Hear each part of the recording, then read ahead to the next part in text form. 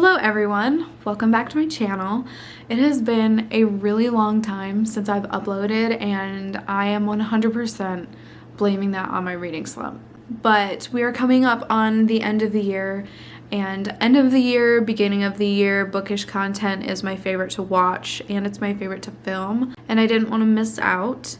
So I'm back, hopefully for a little while, not just one or two videos. So in today's video, I'm just going to be talking about my reading goals for 2023. But before we talk about all of that, you may have noticed, or you might not have noticed, I am in a different location. A very long and frustrating story short, I moved out of my parents' house about 2 months ago. My brother lives with me, but he is at my parents' house half the time. He spends the night at their house every weekend because the dogs are there. So sometimes I feel like I live by myself, but technically I don't. But yeah, there's a little life update for you, I guess. So let's get into the video. So I have 5 goals for 2023. 3 of them are the same as they were this year. The first one is to read 40 books. I just kept it the same number as this year.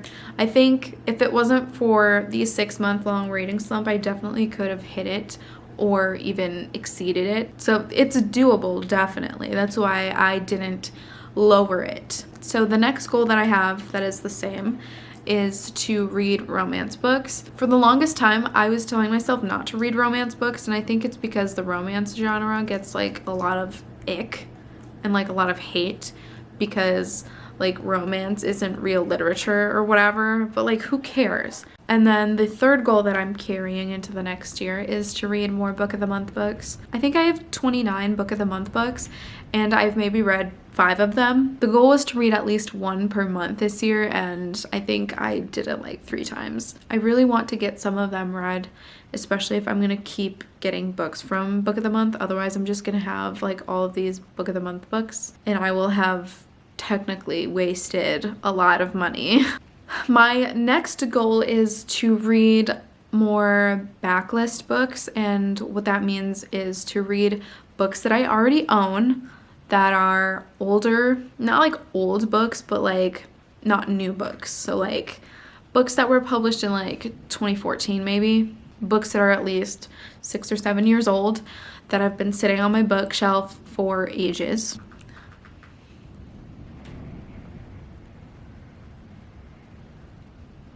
If you hear noise in the background, it's because we're in the middle of a really bad snowstorm and you're just hearing the wind from the storm. Anyways, I either need to read those books or get rid of them. So hopefully setting that as a goal will help me to tackle that.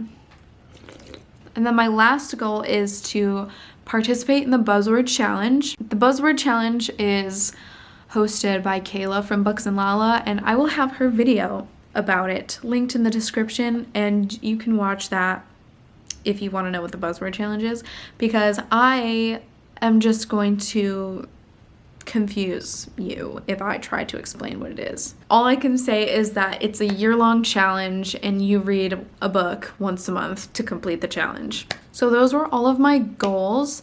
I did make a TBR. If you've been here or you've seen any of my videos, then you know I do not make TBRs because I cannot just like look at a book or pick a book and read it. Like I have to be in the mood. I put 2 books on it and then I put 3 authors, and I'll explain that in a second. But the first book on my TBR is Pride and Prejudice by Jane Austen. I really want to watch the movie, but like you have to read the book first, so that's why it's on my TBR. The second book that's on my TBR is 7 Days in June by Tia Williams. This book is on my TBR because I remember when I first heard about it, it wasn't out yet, and I was just like, I wanted it so bad. Like I kept checking on when it was going to be published, like when I could pre-order it, when I could buy it, and when it came out, I bought it immediately. And then when I got it in the mail, I never paid attention to it, never looked at it, never touched it, never even thought about reading it, and that's a shame. So I put 3 authors on my TBR. I figured it would be easier for me to put authors on my TBR instead of specific books since I have to be in the mood to read a book. And so the 3 authors that I put on my TBR are Fredrik Backman, Neil Gaiman, and Eric LaRocca. Fredrik Backman is the author of Anxious People and A Man Called Uwe. I think those are a couple of his more popular books. I have both of them, I just haven't really gotten around to reading them yet. Neil Gaiman is the author of Coraline, which I've read and love.